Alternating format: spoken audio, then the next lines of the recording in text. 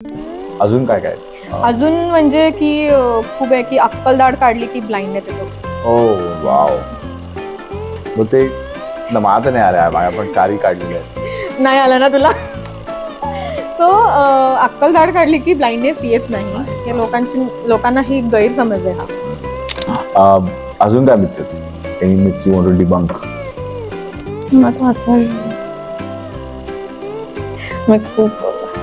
मी ऐकलं की कोथरूड मध्ये सगळ्यात बेस्ट डेंटिस्ट म्हणजे श्रवणी भालेराव आहे, असं हा मिथ आहे का fact? It's a fact. It's not a myth.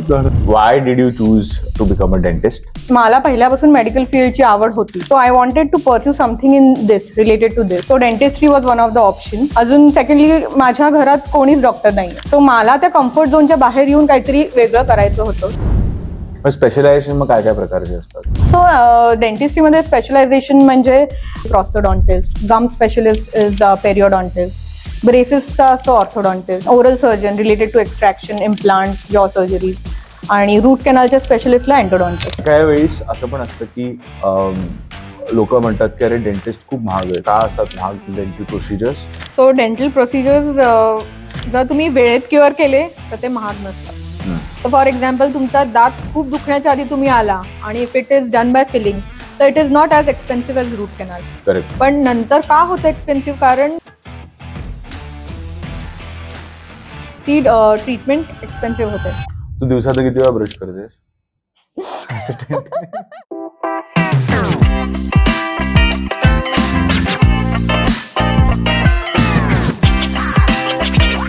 High Shravani.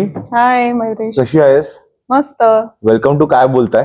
Thank you so much. तर आज आपला डेंटिस्ट स्पेशल एपिसोड आहे, तो thank you so much for coming. तर आज आपल्या बरोबर आहे Shravani Kalwankar Bhalerao. She is a dentist in Pune आणि वेलकम ऑन काय बोलताय. Thank you so much. एकदा आपल्या युजर्ससाठी, आपल्या व्ह्युअर्ससाठी सुद्धा स्वतःचं तू इंट्रोडक्शन करू शकलीस तर that will be great. Yeah sure.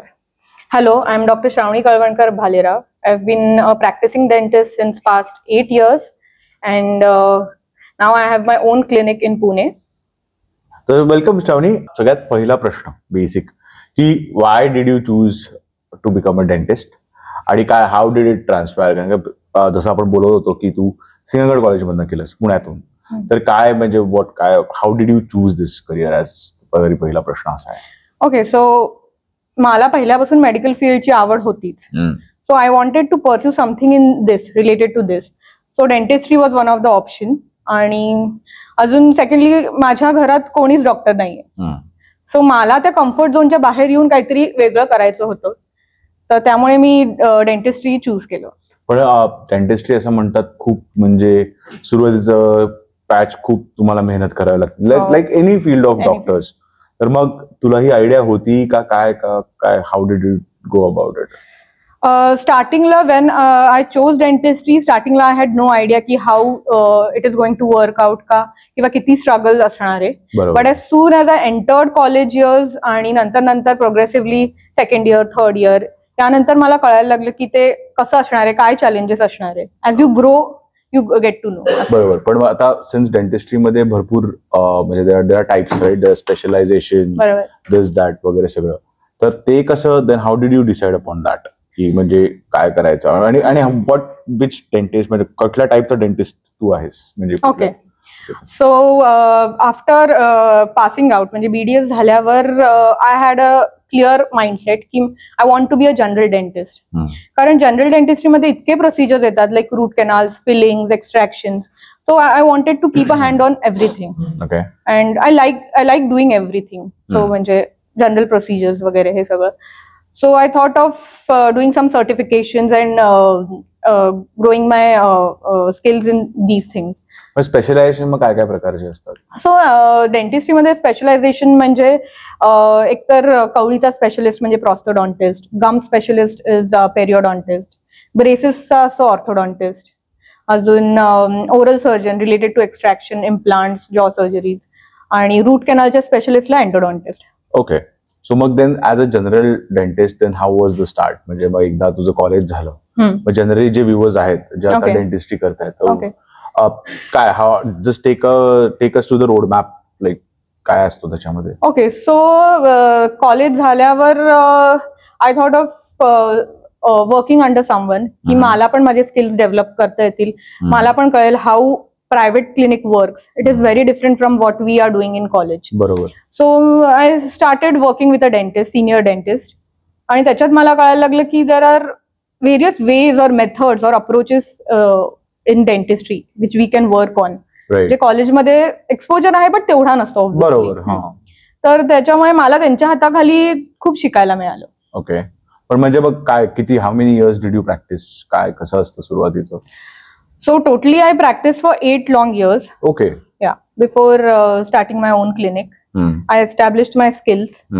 आणि तो कॉन्फिडन्स डेव्हलप होतो नंतर. पण 8 वर्ष is a very big time. Yes, it is a very. मला असा प्रश्न आहे की to dentist earn in those 8 years the ones who start, काय म्हणजे इंटर्नशिप सारखं असतं, कसं असतं? So the thing is, dentists don't earn that much in those years as a junior dentist. But the first thing is foundation clear होतं, basis. तुमचे skills चांगले होतात, डायग्नोस्टिक स्किल्स म्हणजे, आणि ट्रीटमेंट प्लॅन तुम्ही चांगले बनवता अकॉर्डिंग टू पेशंट नीड्स वगैरे. सो या सगळ्या गोष्टी खूप शिकायला मिळतात या वर्षात. तर मला तुझा 8 yearsचा जरा एक्सपिरियन्स सांग ना, की काय म्हणजे कसं, how was your first day, what was your first patient, who was your first patient, काय, व्हॉट वॉज युअर एक्सपिरियन्स, थोडंसं जरा डिटेल जर सांगितलं असतं बरोबर. सो द थिंग इज, जेव्हा मी जॉईन केलं एका सिनियर डेंटिस्टकडे, सो मला पहिलीच केस आली डिफिकल्ट एक्स्ट्रॅक्शनची, म्हणजे दात काढायची. So obviously as a new dentist you are nervous. Right. Anyone would be as a fresher. Barabar. So but that dentist, that senior dentist, he motivated me that I can do it.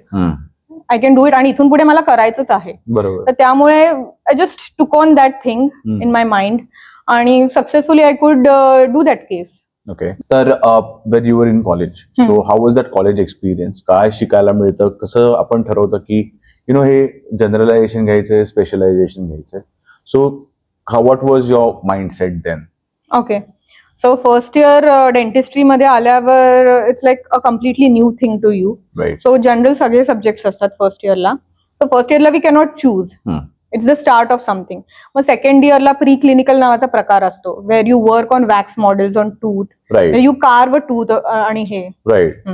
आणि नंतर anatomy चे practicals असतात, dissection of some head and neck parts आणि हे सगळं. तर त्यामध्ये हळूहळू आपण पण इव्हॉल्व्ह होतो, आपल्याला पण कळतं की काय आपली आवड आणि काय नाहीये. बरोबर. आणि the main thing is third year पासून प्रॉपर डेंटल सब्जेक्ट्स आणि हे सगळं सुरू होतं. मग आपल्याला त्याचे क्लिनिकल ऍस्पेक्ट्स कळतात की इन क्लिनिक पेशंटवर काय काय कसं करता येईल. बरोबर. So third year is I feel benchmark for it. आणि त्यानंतर फायनल इयरला सगळ्या स्ट्रीम्स मध्ये पोस्टिंग असतात. ओके. सो त्या पोस्टिंग मधनं कळतं की आपली आवड काय आहे एक्झॅक्टली. प्रत्येक डिपार्टमेंटमध्ये पोस्टिंग असतं. ओके. आणि मग 5th इयर नंतर म्हणजे एक्झॅक्टली काय असतं, म्हणजे तुम्हाला जॉब्स असतात का, काय प्रॅक्टिस करायची असते, कारण त्या प्रकारे जर सांगशील तर internship, 5th year is the internship period. तो 1 वर्षाचा असतो. सो त्यामध्ये पण असे 1-1 महिन्याचे पोस्टिंग असतात, मेडिकल पोस्टिंग पण असतं, ओरल सर्जरी, रूट कॅनलच्या डिपार्टमेंटमध्ये पण असतं. तर त्यामध्ये तुम्हाला खूप केसेस आणि खूप पेशंट हँडल करायला मिळतात. सो प्रॅक्टिस खूप होते इंटर्नशिप मध्ये. Internship is the main period, कारण तिथे प्रॉपर प्रत्येक पेशंट वेगळा असतो, तर त्याच्यानुसार केस, सो प्रत्येक केस वेगळी असते. सो त्याच्यातलं सगळ्यात इंटरेस्टिंग काय होतं म्हणजे त्या टर्म मध्ये, when you are doing that, so that is that a time when you decided की नाही मला आता जनरल डेंटिस्ट वाटते, स्पेशलायझेशन करायचं, असं काय होतं? ओके. सो आता माझ्या प्रत्येक डिपार्टमेंट मधल्या पोस्टिंग झालेल्या, आणि त्यानंतर मला कळलं की नाही, मला इन जनरल डेंटिस्ट्री हेच स्पेशलायझेशन आहे. Okay. In itself is a specialization. बरोबर. तर मला I love doing root canals, म्हणजे मला रूट कॅनल प्रोसिजर्स करायला आवडतात, फिलिंग्स आवडतात, एक्स्ट्रॅक्शन. सो असं या गोष्टी सगळ्याच आवडतात. बरोबर. सो मी विचार केला की I want to be a general dentist. Okay. So मग then after that completing your dentistry, then you did a juniorship of 8 years, बरोबर, म्हणजे की you were learning, बरोबर, different clinics. तर मग त्याच्यासाठी कसं असतं की हाऊ डू यू अप्रोच, मग तिकडे कसं तुझा पहिला दिवस किंवा काय, म्हणजे किंवा फर्स्ट केस वगैरे असं कसं मिळतं, आणि काय, हाऊ इज दॅट एक्सपिरियन्स? आता पास आउट झाल्यावर डेंटल कॉलेजेस मधनं असं कॅम्पस प्लेसमेंट जसं इंजिनिअरिंगला असते तसं नसतं. So we have to figure it out की आपल्याला which is the best mentor for our self. तर त्यामुळे I was searching for a good clinic where I could get a good experience कोणाच्या तरी मेंटॉरशिप खाली. बरोबर. सो मी असंच apply करायला लागले क्लिनिक्सला जिथे जिथे वेकन्सी आहे तिथे. आणि मग finally I found a good senior dentist with whom I can work and with म्हणजे ज्यांच्याकडून मी शिकू शकते. राईट. आणि मग then what was your first case like की म्हणजे असं काही तू एक्स्ट्रॅक्शन जे तू म्हटलीस. हो. So then how was that experience? So पहिली केसच मला एक्स्ट्रॅक्शनची आलेली. आता फर्म टूथ होता तो. इट वॉज द पेशंटला पेन होत होतं खूप. तर सर मला म्हणाले कर ही केस. मी म्हणलं सर मी कशी करू, म्हणजे माझा मी एकतर फ्रेश आहे या फील्डमध्ये प्रायव्हेट प्रॅक्टिसमध्ये. तर म्हणले आता नाही तर कधीतरी तुला करायचंच आहे श्रावणी हे. बरोबर. So why not do it now only, start with today असं आहे. So I took up that case. The patient was अँशियस बट ॲज अ डेंटिस्ट आम्ही पण असतो कारण का पेशंट डिफिकल्ट केसेस हँडल करायला. बट मी स्वतःला समजवलं की yes I can do it. So तसं एक्स्ट्रॅक्शन केलं मी. कधी असं झालं की एक्स्ट्रॅक्शनच्या आधी नर्वसनेस मध्ये इंजेक्शन द्यायचं विसरली वगैरे? असं माझ्याकडनं नाही झालंय. म्हणजे मी नर्वस होते पण त्या नर्वसनेसच्या अंडर मी कधी असं केलं नाही. पण नाव तुझं स्वतःचं क्लिनिक आहे कोथरूडला करिश्मा सोसायटीच्या समोर. बरोबर. पण तो निर्णय कसा घेतलास की आता मी नाही now I am done with 8 years of practice and now I want to start my own thing. So how is that decision? कारण खूप बघणारी लोक आहेत जे आता पॉडकास्ट बघतायत आपला, त्यांना पण स्वतःचं क्लिनिक स्टार्ट करायचंय. सो मग how does one come to that decision? तर पहिल्यांदी आय एस्टॅब्लिश माय स्किल्स. आता over a period of 8 years मी खूप वेगळे पेशंट्स केले. त्यांचे ट्रीटमेंट प्लॅन्स आधी बघितले कसे करतात काय करतात आणि पेशंट नीड नुसार पण कधी कधी आपल्याला त्यांचा we have to listen actively to them आणि मग ट्रीटमेंट प्लॅन करायला लागतो. बरोबर. सो हे सगळं मी एवढ्या वर्षात शिकले आणि देन आय डिसाइडेड की नाव इज द टाइम की I have gained sufficient confidence की I can start my own clinic. Okay. पण that how do you come to that moment की नाही अरे आता बस झालं असं काय असतं? म्हणजे because some points there must be some points right की अरे आता मला जमतंय किंवा आता मी स्वतःची प्रॅक्टिस करू शकते असं काही. So the thing is the day I knew की I can take my own decisions over things. म्हणजे सो तेवढी आपल्याला ते फ्रीडम असतं आपल्या प्रॅक्टिसमध्ये की we can take our own decision according to patient needs. Right. तर तेवढ्या ॲज अन असोसिएट डेंटिस्ट ते लिमिटेशन असतं, ते साहजिक आहे. बरोबर. तर तेव्हा जेव्हा मला कळलं की नाही की आता मी माझे डिसिजन्स घेऊ शकते, नाव इज दॅट पॉइंट, तेव्हा मी विचार केला की नाही आता क्लिनिक सुरू करायला पाहिजे. मग जेव्हा when you started your clinic, okay, let's come to that now. तर मग आता म्हणजे काय चॅलेंजेस असतात किंवा नेटवर्किंग कसं करतेस तू किंवा how do you get clients? Because see starting a clinic is a big step right, but then you need to have good clients. So मग त्या ह्याच्यात how have you established yourself? पहिल्यांदा तर नेटवर्किंग चांगलं असेल तुमचं तर it's well and good for your own practice. Secondly social media. आता सध्या दिस जनरेशन और कुठली generation everyone is on phone, social media. Social media has that power to change influence करायला. तो सोशल मीडिया आणि बाकीचे ग्रुप्स असतात त्याच्यावर गुगल माय बिझनेस डायरेक्टरीज असे या गोष्टींवर मी आहे, त्यामुळे दॅट हेल्प मी. आणि secondly word of mouth. Okay. And during that 8 years, did you establish connections with any clients की जे आता तुझ्याकडे डेफिनेटली येत आहेत का? काय असं काय आहे experiences? There were some of my known relatives or friends. So त्यांना म्हणजे असं म्हणतो ना त्या डॉक्टरांच्या हाताची सवय झाली. बरोबर आहे. They are comfortable with that doctor. Right. So ते आता माझ्याकडे येतात. बिकॉज का? कारण का वेन आय थिंक मी पण ज्या डेंटिस्ट कडे होतो तिकडे तू ज्युनियरशिप करत होतीस तेव्हा I think we met first म्हणजे as a you were my doctor then. Yes. But you were very confident at that time. I think it was some root canal or something that I think I had to get done. So, मला असं काय वाटलं नाही. So does that confidence help you somewhere down the line? का काय असतं, कसं असतं? So back then I had never thought of it की हा कॉन्फिडन्स मला पुढे उपयोगी पडणार आहे. I was just focused on my work and work. So मला असं कधी डोक्यात आलं नाही की मी या पेशंटची ट्रीटमेंट केल्यावर it will help me in the long run. बरोबर बरोबर. माझा फोकस एवढाच होता की चांगली ट्रीटमेंट झाली पाहिजे. सो आणि I was already every day every year I was constantly working. So माझा फोकस तोच होता, चांगली पेशंट केअर आणि हे. So thankfully now it has helped. तू दिवसात किती वेळा ब्रश करतेस? डेंटिस्ट मी दिवसात 2दा ब्रश करते. आयडियली किती वेळा करायला पाहिजे? आयडियली 2दाच केलं पाहिजे, सकाळी उठल्यावर आणि रात्री जेवणानंतर, झोपण्याच्या आधी. ओके. आणि माझ्या स्माइल मध्ये काय तुला वाटतं काय अजून काय चेंजेस पाहिजे दातांमध्ये वगैरे, असं काही तुला असं वाटतं for me? So as a dentist मी कोणालाही भेटले, काही कधी भेटले तर स्माइल कडेच लक्ष जातं. एक्झॅक्टली, माझं प्रोफेशनच ते. बरोबर. सो नाही, तुझ्या स्माइल मध्ये काही गरज नाही ना. That's because you are my dentist, that's why you are saying this. पण असं तुला लोक म्हणत असतील ना की अरे मला जज करू नको, किंवा भेटल्यावर की दातांना बघून वगैरे, असं होतं कधी की डेंटिस्ट आहे म्हणल्यावर ते बघणारच काय काय, असं होतं? हो, आता काही असं मी खूप अशी क्लोज अक्वेंटन्सेस नसलेली लोक आहेत ना, ते म्हणतात they keep their hand on their mouth and they say अरे नको बघू, आय नो माझे दात खराब आहेत. तर ते लोक असे म्हणतात. पण समा व्हेरी असं जे क्लोज फ्रेंड्स आहेत, दे आर व्हेरी कॅज्युअल. अरे आय नो खराब आहेत, येईन मी, ट्रीटमेंट करीन. येतात का? काही येतात, काही असे कॅज्युअल आणि लेट बॅक असतात.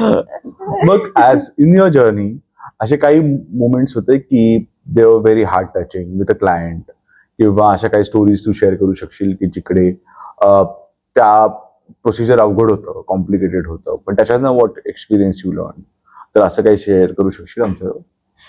हो, आता एक पेशंट होता, त्यांची अक्कलदाढ खूप दुखत होती आणि ती थोडीशी आपण म्हणतो ना बोन मध्ये होती, बरोबर, अडकलेली होती. सो एक तर त्यांची खूप दुखत होती, त्यांना लवकरात लवकर तो दात काढायचा होता. सो आणि ते खूप अँक्शियस होते, ऍप्रिहेन्सिव्ह होते ते पेशंट खूप. आणि they use to tell me doctor हे होईल ना व्यवस्थित, होईल ना व्यवस्थित. बरोबर. वयस्कर होते का? मिडल एज होते, बट कधी कधी पास्ट एक्सपिरियन्सेसमुळे पण त्यांना त्याच्या डोक्यात बसलेलं असतं की हे पेनफुल होणारच आहे. सो आधी as a dentist we need to identify त्यांचं फिअर काय, कशामुळे आहे. सो आधी त्यांना समजून घेणे, त्यांचं ऐकणे, त्यांचं काय म्हणणं आहे हे ऐकल्यावर मग according to their perceptions we have to calm them down आणि तसं ट्रीटमेंट त्यांना द्यायला पाहिजे. सो लाईक आता my patient was anxious, so मी त्यांना लोकल अॅनेस्थेशिया म्हणतात, लोकल अॅनेस्थेशिया देताना मी त्यांना म्हटलं focus on your breathing, deep breathing, relax your muscles. तर हे सगळे टेक्निक्स ना it helped him to overcome that fear. बरोबर. आणि त्याच्यामुळे त्यांना इंजेक्शनचं पण पेन नाही झालं आणि नंतर दात काढताना पण ही वॉज व्हेरी रिलॅक्स. हो, अमेझिंग. पण अजून काय काय चॅलेंजेस येतात why when you set up your clinic? Correct. जे गेटिंग पेशंट्स तर आपण नंतर बोलू, बट जनरल काय चॅलेंजेस असतात? Because you also need your team, right? Because you are now in that position where juniors are coming to you. So, how does that, how has that journey scaled up for you? So, before setting up a clinic, या सगळ्या गोष्टी आता डोक्यात यायला लागतात की जागा पहिल्यांदी, a good place to start a clinic, which is accessible to the patients. Absolutely. So, ते बघायला लागतं. Secondly, your own financial cost. Right. की how much you have to put in your clinic. आणि ते प्लॅनिंग लागतं हे सगळं. तर या दोन गोष्टी तर मेन आहेत before setting up a clinic. आणि hiring a staff is another thing. So to hire a good friendly staff, पेशंटसाठी पण फ्रेंडली पाहिजे. सो ते तसं सर्च करायला लागतं आणि it is challenging in that. So Shravani, जेव्हा तू तुझं क्लिनिक एस्टॅब्लिश केलंस, definitely there would have been challenges, कारण का नवीन क्लिनिक अँड एव्हरीथिंग. तर मग काय काय चॅलेंजेस होते तुझ्या पाथमध्ये? या क्लिनिक सेटअप करण्यापूर्वी डोक्यात खूप गोष्टी होत्या. सो पहिली गोष्ट होती की चांगली जागा मिळणे, की पेशंट तिथे त्यांना ऍक्सेस मिळेल व्यवस्थित. Accessibility was the main thing for me. बरोबर. सेकंडली प्राईम लोकेशन पाहिजे. प्राईम लोकेशन असेल तर ते विजिबिलिटी अजून वाढते क्लिनिकची. बरोबर. सो ही गोष्ट होती. आणि the setup cost, that is the main factor for any dental, specially a dental clinic, कारण मशीन्सचा कॉस्ट खूप असतो. सो या सगळ्या गोष्टी होत्या डोक्यात. आणि ते वाईजली डिसिजन घ्यायला लागतो या गोष्टींमध्ये की what is your priority right now in the clinic, which equipment do you want, which is a must for the clinic. Right. तर या सगळ्या गोष्टी माझ्या डोक्यात चालूच होत्या. आणि प्लस क्लिनिक कसं मेंटेन करायचं, राईट, ही मोठी गोष्ट आहे, जेणेकरून पेशंट येतील. पण तुझं स्पॉट पण खूप छान आहे, the new dent the clinic, अगदी bank opposite Karishma society, right. तर मग वेन यू गॉट स्टार्टेड, मग हाऊ वॉज द रिस्पॉन्स? कारण का सुरुवातीला तर social media I think you started later, but then in the start how do you do it? Like so जेव्हा मी सुरू केलं क्लिनिक तेव्हा मी आधी न्यूजपेपर मध्ये पॅम्पलेट्स टाकले. ओके. की आय स्टार्टेड माय क्लिनिक, हे रिलेटेड पॅम्पलेट्स टाकले. आणि अजून फ्रेंड्स आणि फॅमिलीना इन्व्हाइट्स पाठवलं, आपण इनॉग्रेशन करतो clinic, so I send invites to them. आणि सेकंडली काही काही लोक वर्ड ऑफ माउथनी आले. ओके. आणि मग मी हळूहळू सोशल मीडिया मग सुरू केलं. बरोबर. मग या जर्नीमध्ये सिन्स नाव आता किती आहे, almost it's been a year practicing, तर मग तुझी speciality like why are people coming to you? म्हणजे काय काय तुझं असं चांगलं आहे त्यांच्यासाठी, और काय तुला सांगायला आवडेल की त्यासाठी लोक येतात? मला असं वाटतं मी जशी आहे मी तशीच पेशंट्स बरोबर आहे. सो तो जेन्युइननेस असतो ना, तो माझा आहे. आणि I clearly communicate with my patients. बरोबर. सो क्लिअर कम्युनिकेशन आणि listen to them actively. So I feel I am a good listener. So हे मला स्वतःमधले चेंजेस माझ्यामध्ये कळतात की I am a good listener. बरोबर. जसं आपण बोलतो की तुझ्याकडे वयस्कर पेशंट जास्ती आहेत. So now what are the kind of patients that you are looking out for? कारण का एक असतं ना की हा ही प्रॅक्टिस माझी सेट झाली आहे वयस्कर लोकांबरोबर, but then what it is like kids और ऍडल्ट्स और like what? Both kids and adults actually. कारण ट्रीटमेंटमध्ये पण आपल्याला व्हरायटी मिळते. बरोबर. केस पण वेगळे वेगळे असतात. किड्सचे ट्रीटमेंट प्लॅन वेगळे असतात, अडल्ट्सचे वेगळे असतात. So I am rooting for both of them. But is it working with kids more difficult का? म्हणजे actually working with kids is more difficult because you have to handle them. कारण प्रत्येक age ग्रुपचा मुलगा किंवा मुलगी ना, त्यांचं बिहेवियर पण वेगळं असतं. बरोबर. So here you need to know about child psychology, की आता कसं पॉझिटिव्ह रिइन्फोर्समेंटनी त्यांना बरं वाटेल का, कसं कधी कधी स्ट्रिक्ट पण व्हावं लागतं. बरोबर. So depending on their behaviour you have to work accordingly. Right, right. Any challenging case त्याच्यामध्ये you working with a child आणि that went like you know in a good way और समथिंग हॅपन? सो माझ्याकडे एक पिडो patient म्हणतो आम्ही त्याला, चाइल्डला. So एक आलेला, सो आणि एक फिलिंग करायचं होतं. तर फिलिंग करायचं होतं, the child was not able to sit on the chair only, कारण त्यांना डेंटल चेअर बघून तो घाबरला, मला नाही बसायचंय ह्याच्यावर. बट मी त्याला समजवलं, we literally have to have a playful thing with the kids. Right. Then only they are comfortable with the doctors.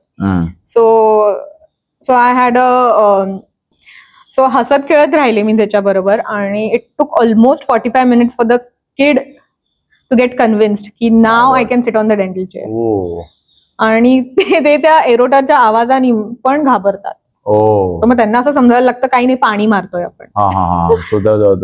The jet thing that you have. Okay. So अशामुळे, आणि plus they are all kids are like they want a soft toy. So giving them a soft toy in their hand and then doing their treatment was the only thing I could do. But then it went well for Yeah, him. it went well. Okay, lovely. Generally parents काय reaction असतं याच्यावर? So some parents are like very protective of their kids, and some are like they just give in the doctor's hand. की doctor तुम्ही handle करा आता त्यांना. अच्छा, direct. हो, तुम्ही हँडल करा. ओके. कारण ते पण वैतागलेले असतात की आता कसं समजवायचं. बरोबर. पण why are most people scared of dental procedures? मला हे कळत नाही. Is it the bad experience, काय ट्रॉमा असतो, काय कसं काय असतं? सो ह्याच्यात ऍक्च्युली खूप गोष्टी आहेत की लोकांना डेंटल ट्रीटमेंट म्हणल्यावर त्यांना का भीती वाटते. काही काही लोकांना पास्ट एक्सपिरियन्स असतो, ट्रॉमा असतो, की कुठेतरी काहीतरी म्हणजे पास्ट डेंटल ट्रीटमेंटला त्यांना ही भीती बसलेली असते डोक्यात. बरोबर. अजून सेकंडली काही काही असं असतात की काही काही पेशंटमध्ये काही काही दात आणि हे असिम्प्टमॅटिक असतात, कॅव्हिटीज, आणि मग नंतर ते दुखायला लागल्यावरच येतात. ओके. लेट झाल्यावर, मग तेव्हा पेनफुल होते ट्रीटमेंट. बरोबर. खूप दुखायला लागल्यावर.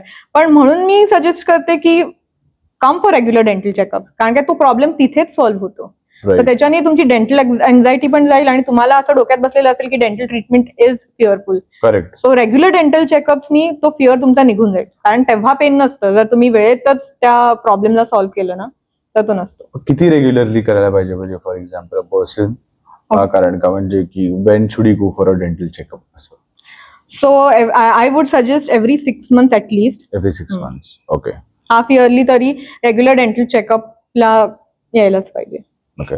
सो जेव्हा तू स्टार्ट केलंस डेंटिस्ट्री तेव्हा आय थिंक म्हणजे till that time I think general procedures होते, पण आजकाल we seen so many procedures come in की लोकांना स्माइल करेक्शन्स वगैरे हवं असतं, टीथ व्हाईटनिंग, आणि everybody wants to look good for the Instagram and everything.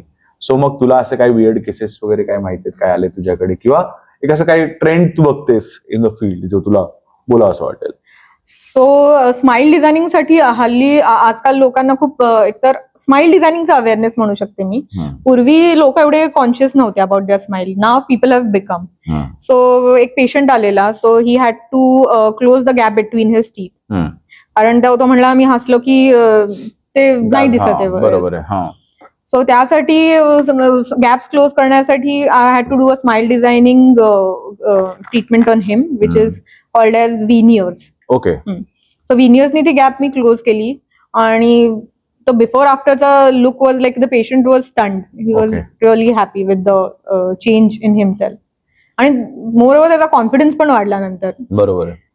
So मग हे कॉस्मेटिक म्हणू शकतो आपण ह्याला, का काय म्हणू शकतो ह्याला? हो, कॉस्मेटिकच्या अंडर येतं.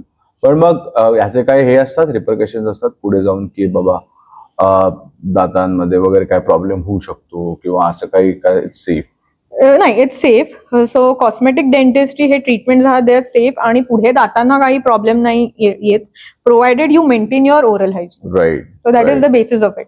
आणि हाऊ इम्पॉर्टंट इज फ्लॉसिंग, कारण का खूप हे बाऊ केला जातो, अरे floss floss floss. So and do you floss? Yes, I do floss. So as I evolved in dentistry, so आधी मला हे पेशंटचे प्रश्न नव्हते विचारत, कारण तर लोकांमध्ये पण अवेअरनेस वाढलाय फ्लॉसिंगचा. आणि आता मला जेव्हा पेशंट येतो क्लिनिकमध्ये तेव्हा स्वतःहून विचारतात, डॉक्टर फ्लॉसिंग किती इम्पॉर्टंट आहे. So I am literally glad about this thing की लोक स्वतःहून विचारतात. फ्लॉसिंग इज रिअली इम्पॉर्टंट का, कारण ब्रश आहे तो ब्रश आपल्या दातांच्या सर्फेसवर फक्त ऍक्ट करतो आणि floss it goes in between the teeth. Right. So तो एरिया क्लीन करणं पण इम्पॉर्टंट आहे, नाहीतर तिथे कॅव्हिटी सुरू होतात. बरोबर. पण how regularly should one do it? Yeah, after once a day at night. Once a day. Yeah, flossing. Okay. आणि अजून काही अशा इंटरेस्टिंग केसेस आहेत ज्या तू आम्हाला शेअर करू शकतो? सो एक वयस्कर पेशंट आजी आलेल्या माझ्याकडे आणि त्यांना खाता येत नव्हतं, कारण सगळे दातांचे तुकडे तुकडे राहिलेले आणि ते असं मिक्सरवरनं चर्न करून खायच्या. हो. सो ओव्हरऑल त्यांचा मी बघितलेलं की त्यांचा न्यूट्रिशन पण प्रॉपर मिळत नव्हतं आणि बारीक झालेल्या त्या. तर तेव्हा त्यांना कळलं की दात किती इम्पॉर्टंट आहेत. बरोबर. सो तेव्हा त्यासाठी त्यांनी मी त्यांच्यासाठी त्याला कम्प्लीट डेंचर म्हणतात, कवळी बनवली. सो त्याच्यानी now she can properly eat and now I can see the difference in her smile, in her function, chewing function. आणि obviously now she can eat properly आणि त्यांची तब्येत पण थोडी चांगली झाली. फरक पडला त्यांच्या. पण ते डेंचर जे म्हणतो आपण, तर कारण का माझ्या एका काकूची केस आहे, तर it was so badly done by that dentist की तिला काहीच खाता येत नव्हतं त्यामुळे, आणि ते नीट फिट पण होत नव्हतं. तर काय how important it is to get it very very right, आणि what precautions can patients take की जेव्हा त्यांना असं कळतं की नाही एखाद्या वेळेस आपल्याला ही कवळी कदाचित फिट नाही होते नीट, तर त्यासाठी काय सांगू शकशील तू?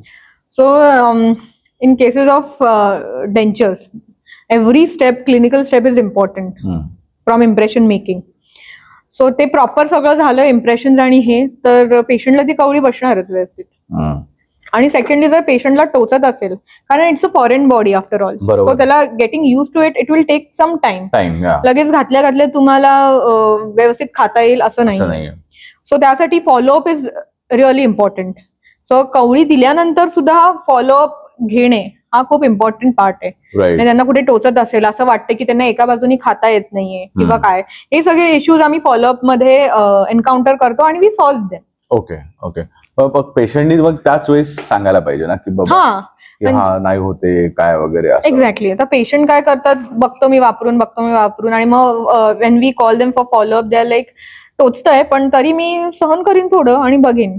So in that case we tell them की तुम्हाला काही त्रास होत असेल तर या, we are there to help you. बरोबर. We are there to address your problem. Right. So in that cases काही पेशंट येतात आणि काही लोक असंच पुल ऑन करतात आणि मग then it becomes problematic. Exactly. आणि मग त्यांना असं परसेप्शन होतं की नाही हे नाहीच बसत आहे, मला त्रास होतोय. डेंटिस्ट्रीच्या बाबतीत असे काय काय मिथ्स आहेत जे तुला असं वाटतात जे खोटे आहेत बाबा की नाही हे रॉंग आहे वगैरे? तुला सांगू का, भरपूर मिथ्स आहेत ऍक्च्युली. पण मला जे मी बऱ्यापैकी ऐकण्यात आली आहे लोकांकडनं ते म्हणजे की टीथ क्लिनिंगमुळे दात लूज होतात. Okay. Is that true? No, it's not. It's a myth. So teeth क्लिनिंगमुळे दात लूज होत नाही. So it actually heals your gums. Okay.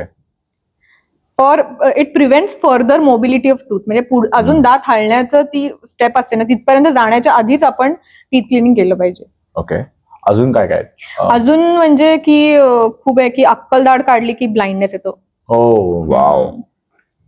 मग ते मला नाही आल्या, माझ्या पण 4 काढलेले आहेत. नाही आला ना तुला? सो अक्कल दाढ काढली की ब्लाइंडनेस येत नाही, हे लोकांना ही गैरसमज आहे हा. अक्कल, कारण नर्व जी अक्कल दाढला सप्लाय करते ती डोळ्याला सप्लाय करते ती वेगळी आहे. So it is the biggest myth I have heard so फार. राईट. काय काय वेळेस असं पण असतं की लोक म्हणतात की अरे डेंटिस्ट खूप महाग आहेत, पण काय आहे म्हणजे हे असं एवढं का असतात महाग डेंटल प्रोसिजर्स? तर ते जर सांगू शकलीस तर बरं होईल. ओके. सो डेंटल प्रोसिजर्स जर तुम्ही वेळेत क्युअर केले तर ते महाग नसतात.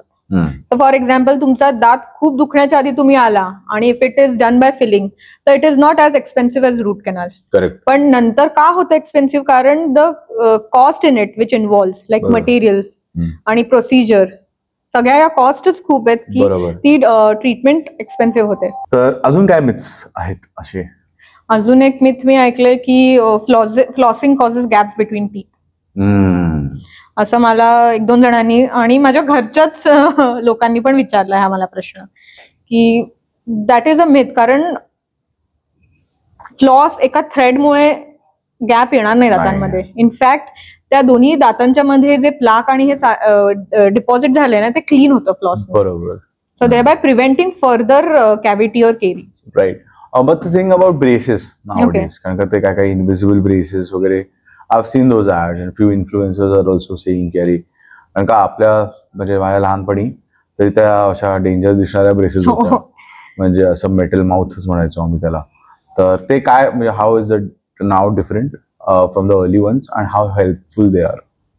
सो इन्व्हिजिलाइन ट्रीटमेंट, तर जे लोक जे वर्किंग प्रोफेशनल जे college going young boys and girls आहेत त्यांना ते मेटल तोंडात दिसलेलं नको वाटतं, कारण that hampers their appearance. So हे लोक they opt for these treatments and they are as effective as the metal braces. बरोबर. सो त्याचे पण ट्रीटमेंट प्रोटोकॉल्स आणि हे सगळं असतात. So but the patient has to use the tray continuously. So ते पेशंटच्या हातात आहे. आता मेटल ब्रेसेस आणि हे डेंटिस्टच्या हातात आहे. पेशंट काढू नाही शकत मेटल ब्रेसेस. बरोबर. Who should go for the braces, म्हणजे काय कोणासाठी हे आहेत? आणि सो लहान मुलं ज्यांना सगळे परमनंट दात आले असतील अट अराउंड द एज ऑफ 13-14 आणि त्यांचे वेडे वाकडे असतील दात, ओव्हरलॅपिंग, किंवा त्यांना खाताना थोडं ऑक्लुजन प्रॉब्लेम्स म्हणजे खाण्याचे प्रॉब्लेम्स असतील, बरोबर, they should go for ortho treatment as soon as possible. कारण यंग एज मध्ये जे केलं, कारण यंग एज मध्ये बोन डेव्हलपमेंट फास्ट असते. पण असे वेडेवाकडे दात काय येतात, म्हणजे काय, मला काय त्याला काय आहे का? हा, कधी कधी दाताला जागा नसते जॉ मध्ये येण्यासाठी, सो जिथनं जागा मिळेल तिथनं the tooth erupts. In case of wisdom tooth also, बरोबर. तो त्याला जागा नाही मिळाली, तो वेडा वाकडा येणार आणि मध्ये further it will cause pain और problems. Okay, so that is the time, right? आणि काही काही जेनेटिक फॅक्टर्स पण असतात. मी ऐकलं एक असा मिथ आहे, जस्ट शेअरिंग, की जर लहान मुलाचा दात पडला तर तो परत ग्लू करता येतो, हे खरं आहे का? हो, दॅट इज कॉल्ड एज अव्हल्जन लहान मुलांमध्ये. बट यू हॅव टू, ते पेरेंट्सना ऍक्च्युली, जर काही लोक खूप वाचतात गुगलवर वगैरे. सो ते सलाईन वॉटरमध्ये ठेवून and immediately within 24 hours you have to get the tooth back to the dentist, so we can place it in the socket. तर प्रॉपर ऍज युजल तो नॉर्मल होऊन जातो? हो, म्हणजे तो स्लोली होतो नॉर्मल. त्याला that process healing takes time, but तो फिक्स होतो मग. वाव. तर इन टर्म्स ऑफ बिझनेस, जसे आता डेंटिस्ट चेन्स वगैरे आहेत, तर for business what do you suggest की काय करावं पाहिजे, की should a person join the chain किंवा इंडिव्हिज्युअल प्रॅक्टिस करत राहावं किंवा काय कसं असतं त्यासाठी? So this thing depends on इंडिव्हिज्युअलचा गोल काय आहे त्या व्यक्तीचा. बरोबर. सो काही लोकांना they have a dream of having their own clinic, building their own practice, त्यांचं ग्रोथ. सो ज्यांचं जे हे गोल असेल they should opt for their own practice. Right. Okay. So for you, what is your goal? Having more clients, having more chains of your own clinic, or what is your goal in terms of when you see as your clinic now? So my goal is to develop my practice, building my career, and obviously giving a exceptional patient care. So these are my goals. Okay. जे नवीन dentist आहेत किंवा जे आता dentistry शिकतायत, तर त्यांच्यासाठी तुझ्याकडे काय advice असेल? सो जे यंग डेंटिस्ट आहेत जे आता शिकतात त्यांच्यासाठी मी पहिली ऍडवाइस देईन की don't rush to set up your clinic. पहिल्यांदी what are your goals, look at them. What are your interest, तुम्हाला कशामध्ये स्पेशलायझेशन करायचंय ते बघा. तुमचे स्किल्स डेव्हलप करा. बरोबर. या सगळ्या प्रोसेस मधनच later on you will get to know की नाव इज द थिंग की मी माझं क्लिनिक सुरू केलं पाहिजे. ज्युनियरशिप किती महत्वाची आहे फॉर एनी डेंटिस्ट्री स्टुडंट?